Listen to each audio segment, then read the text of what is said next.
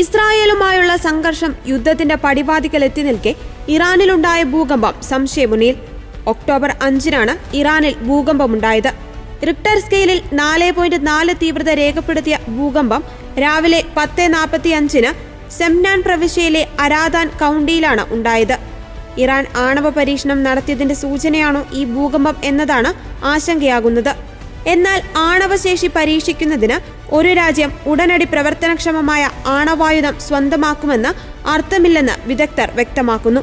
12 kilometre താഴ്ചയിലാണ് ഭൂചലനം ഉണ്ടായതെന്ന് Tehran സർവകലാശാലയിലെ ഇൻസ്റ്റിറ്റ്യൂട്ട് ഓഫ് ജിയോഫിസിക്സിനെ ഉദ്ധരിച്ച് മെഹർ വാർത്താ ഏജൻസി റിപ്പോർട്ട് ചെയ്തു.